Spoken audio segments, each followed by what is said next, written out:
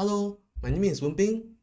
Over the years, I have submitted over 1,000 reports across various bug bounty platforms and channels. Recently, I reviewed them and came up with 9 report writing tips which I believe would greatly benefit all researchers, especially bug bounty beginners and aspiring bug hunters. I have been sharing these tips in a 3-part series, and this is the 3rd and final video of the series. To recap, in the previous video, I shared 3 report writing tips. They are: 1. Be very concise in your report summary. By reading a report summary, the triage team member should immediately know what is the bug report about. 2. Use Markdown to format your report wherever it is possible. 3. Always include a working proof of concept with detailed reproduction steps. If you have not watched it yet, you might want to check it out via the link in the top right corner or in the description below. For those who have already watched them, I hope they have been helpful to you. In this video, I will be sharing the final 3 of the tips to writing good bug bounty reports. Tip number 1. Demonstrate the impact as high as possible, but don't oversell them. The higher the severity risk rating, the more bounty you will be getting based on the program's bounty reward table. However, the severity risk rating that your report will be assigned is based on the impact that you demonstrate to the triage team members within your report.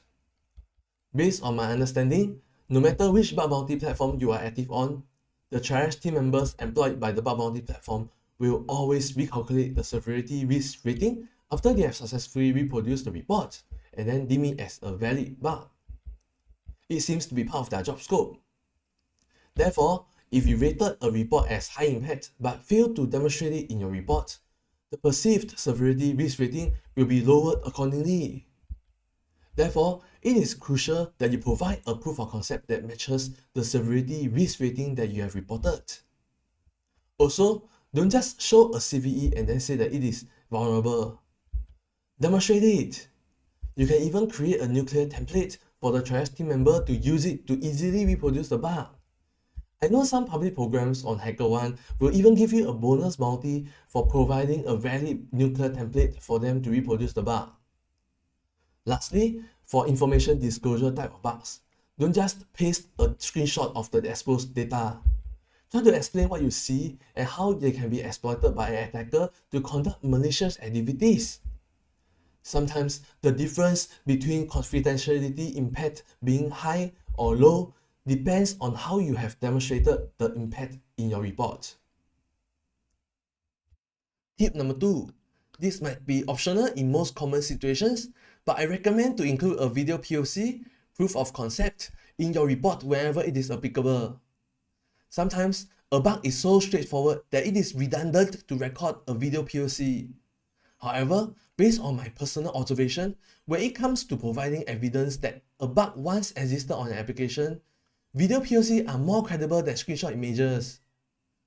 Personally, my rule of thumb is to record and provide a video POC wherever I feel that what I am trying to explain could not be expressed within a few screenshots. This includes bugs that involve multiple users with different roles to begin with, or an application that has a cluttered user interface, or just way too many functionalities, making it too tedious to navigate around without spending too much time and effort to explore them. The video POC does not need to be fancy. You don't have to voice over it or make any fancy transitions and effects.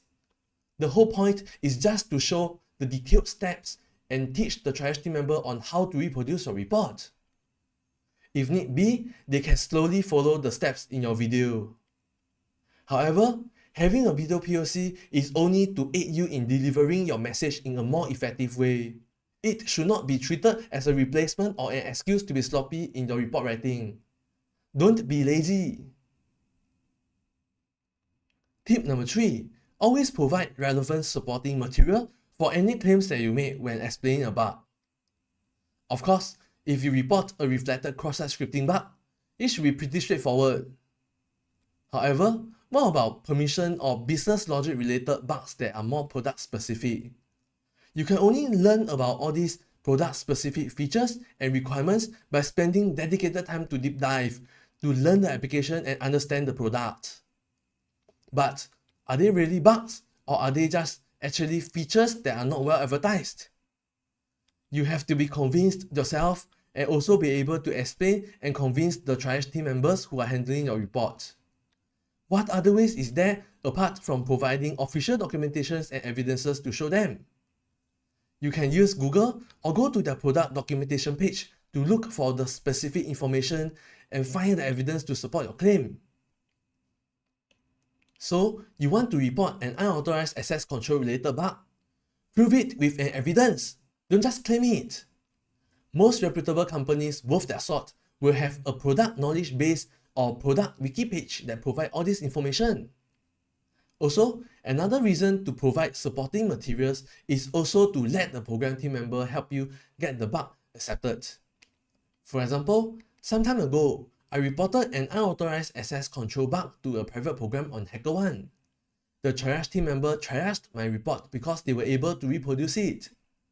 Then, a few days later, a program team member came in and closed my report as informative, stating that he has checked with the development team responsible for this feature and they have confirmed that this is an expected behavior. So I went to look for supporting materials such as their documentation page and product specification PDF. Apparently, there are tables of user roles and also permission matrices found in all these resources to support my claim. After providing them in the report, the team reopened my report and triaged it. This is the third and final video of the 3-part series for 9 tips to writing good bug bounty reports. Here are the 9 tips that I have shared with you so far. 1. Don't assume. Always treat triage team members as newbies. 2. Be flexible in your report submissions. They don't always need to be standardized. 3. Be open-minded and respect the team members from the triage team and the program team. 4. Be very concise in your report summary. By reading your report summary, the triage team member should immediately know what is the bug report about. 5. Use Markdown to format your report whenever it is possible. 6. Always include a working proof of concept with detailed reproduction steps. 7. Demonstrate the impact as high as possible, but don't oversell them. 8. Include a video proof of concept whenever it is applicable. 9. Always provide relevant supporting material for any claims that you made when explaining a bug. For more details, insights, and examples of the first 6 report writing tips, you can check out the first 2 parts of the series. You can find them in the description below. With this, I have come to the end of my sharing session on 9 tips to writing good bug bounty reports. I hope the information I have shared are useful to you, especially bug bounty beginners and aspiring bug hunters. If you like this video, please like and subscribe. If you have any report writing tips that you want to share with others, please add them in the comments. Have fun and keep hunting.